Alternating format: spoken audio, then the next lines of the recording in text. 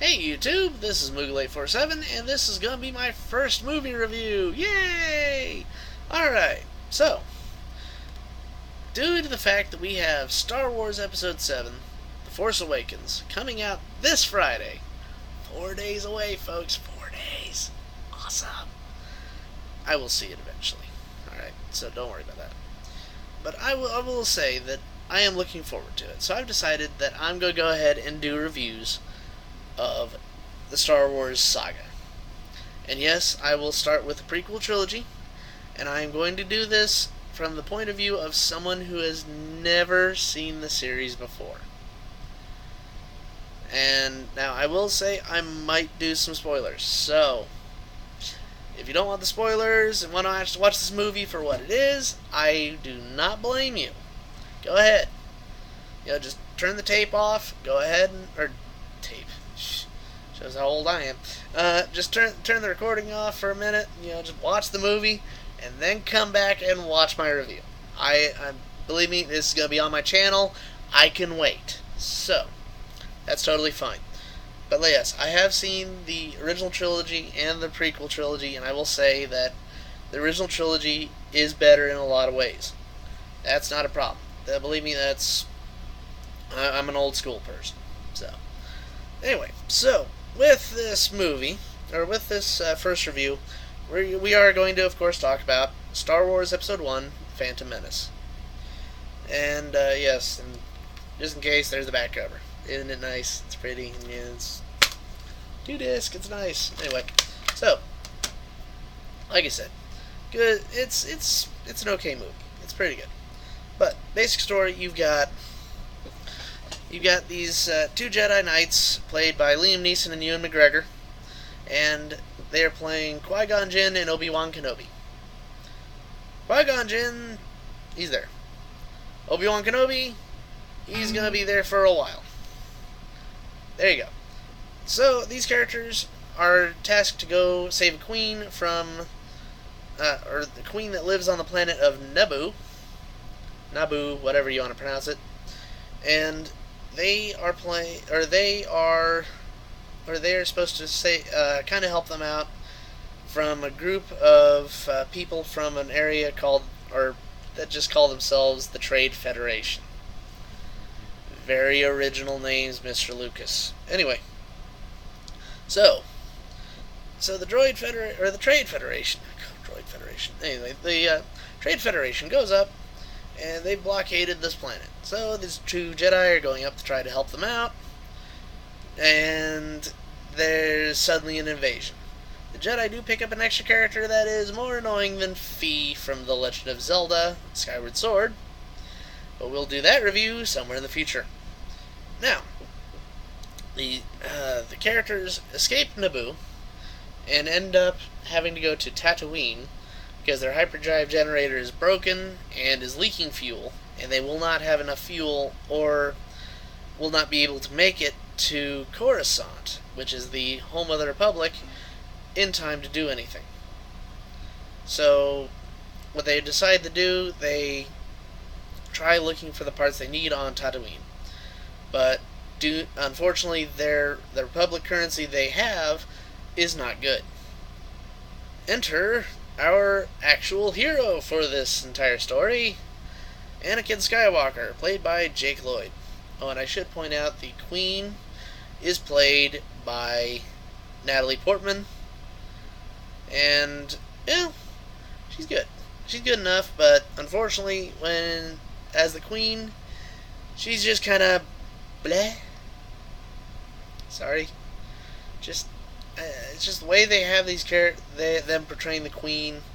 It's always like, oh, I am the ruler of all, and I have no emotion.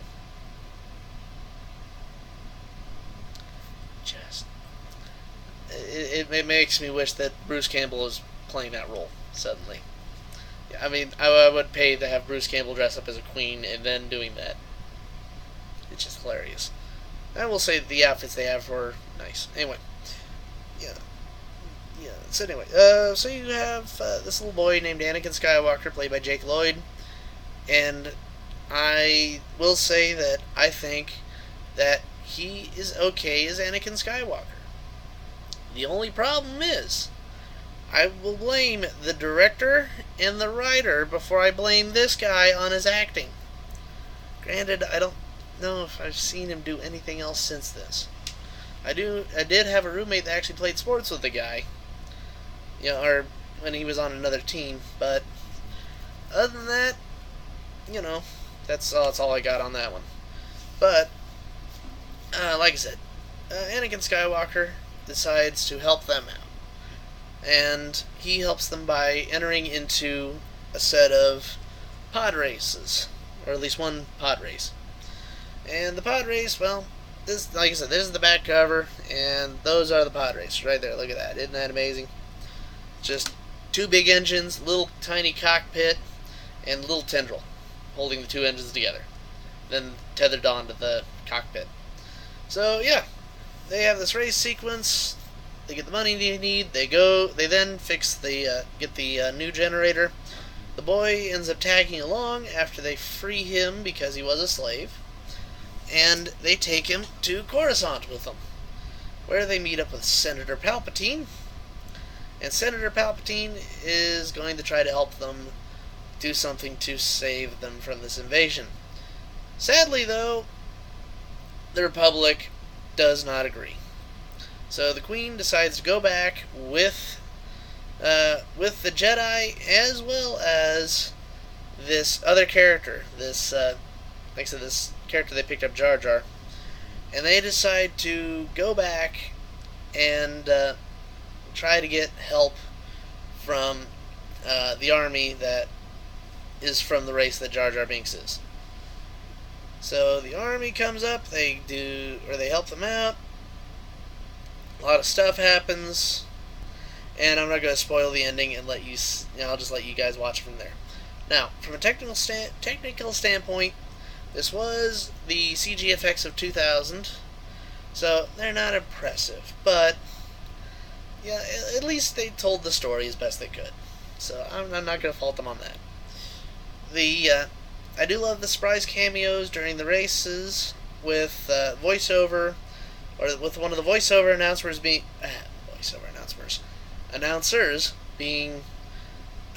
Greg Proops from Whose Line Is It Anyway? Love that show. I'll do a review on that later. Anyway, so they had Greg Proops, and then they also had Warwick Davis show up in the audience somewhere. Trust me, he's easier to find than Waldo. Anyway, so overall, I thought the movie was pretty good. And I will say, though, music in this is gorgeous, especially when they do one of the fight songs called Duel of Fates.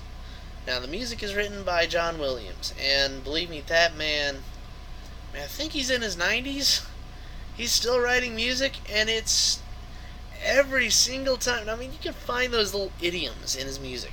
Believe me, I'll tell you the story about, like we have a story of like listening to the first Harry Potter movie and hearing this one piece of music when they first get to Diagon Alley, and I'm hearing this music and I said, that sounds like Hook. John Williams.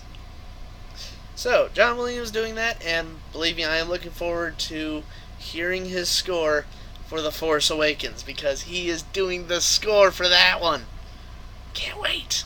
Anyway, so they have him in there, and believe me, it's, his piece for Duel of Fates, absolutely amazing, and it was great because it was also the title screen for the Star Wars Episode 1 Pod Racer game.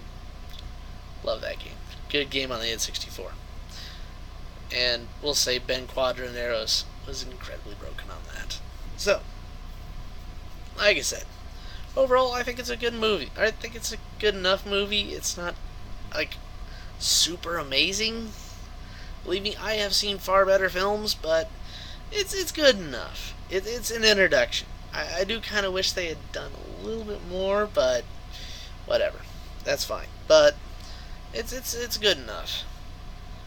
But then from the standpoint of someone that has watched the trilogy, it's definitely one of the weaker installments.